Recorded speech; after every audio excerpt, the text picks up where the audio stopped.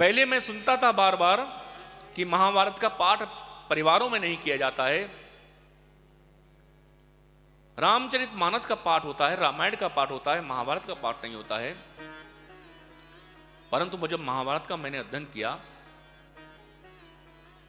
तब लगता है कि महाभारत का पाठ करें ना करें, महाभारत किन कारणों से हुई, उन कारणों को जानने के लिए कहीं हमारे परिवार में वह कारण कहीं अपने पैर तो नहीं बढ़ा रहे, वो इतिहास जानना भी आवश्यक है।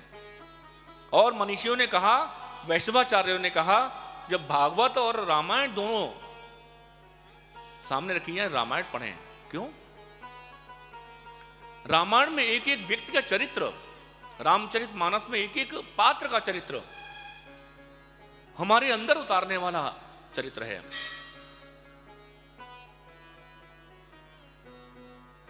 एक छोटी सी घटना, महाभारत के बहुत बड़े पात्र, सबसे उम्र के पात्र, सबसे विद्वान पात्र कहे गए भीष्म पितामह। कई पीढ़ियों को उन्होंने आते जाते देखा। उन्होंने प्रतिज्ञा ली है कि मैं इस राज गद्दी से अलग नहीं हो सकता। कई पीढ़ियों को देखा, बहुत विद्वान, ये महाभारत का सबसे बड़े पात्र हैं।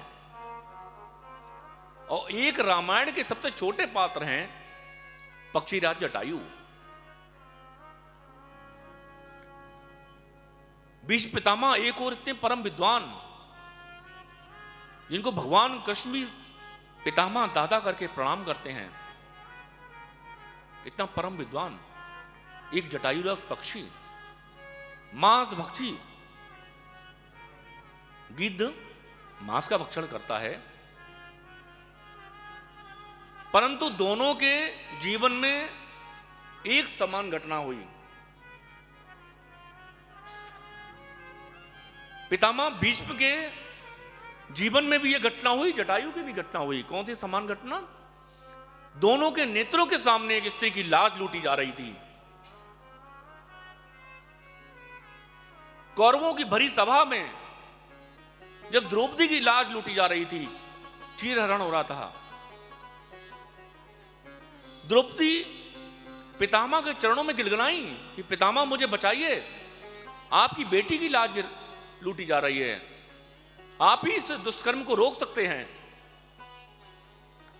पितामह भीष्म ने अपना सर नीचे कर लिया। उस समय उनकी हिम्मत नहीं हुई कि कुरु परिवार की, अपने परिवार की पुत्र वधू की लाज बचा पाए। और वही एकदम समान घटना जब मां जगत जननी मां जानकी को लेकर रावण लंका अपहरण करके ले जा रहा है, वही घटना जटायु राज के सामने भी घटी। पक्षीराज जटायु ने जब देखा किसी स्त्री का, वो नहीं पहचानते मां जानकी को, और उन्होंने देखा कि स्त्री की पुकार, मुझे बचाइए, मुझे बचाइए। पक्षीराज जटायु जो बूढ़े थे, उन्होंने एक पल की देर नहीं की और उठ खड़े हुए। वाल्मीकि जी लिखते हैं कि पक्षीराज जटायु रावण से बोले, रावण, मैं जानता हूं कि मैं इतना, मेरे अंदर बल नहीं है कि तेरी मैं बराबरी कर पाऊं, तुझसे युद्ध कर पाऊं। तुझने दैत्य दानवों और देवताओं से कई युद्ध लड़के जीते हैं, मैंने जीवन में कभी किसी से लड़ाई नहीं की। तुम्हारे पास रथ है, मैं विरथ हूं। रावण, तुम्हारे पास शस्त्र हैं, मेरे पास कोई शस्त्र नहीं है। फिर भी तन में जब तक मेरी जान है, तब तक मैं इस बेटी की लाज बचाऊंगा।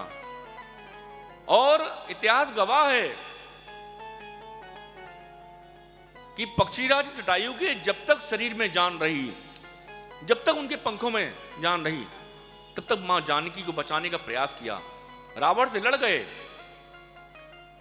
प्राणों का अंत की परवाह नहीं की, क्योंकि हमारी भारतीय संस्कृति है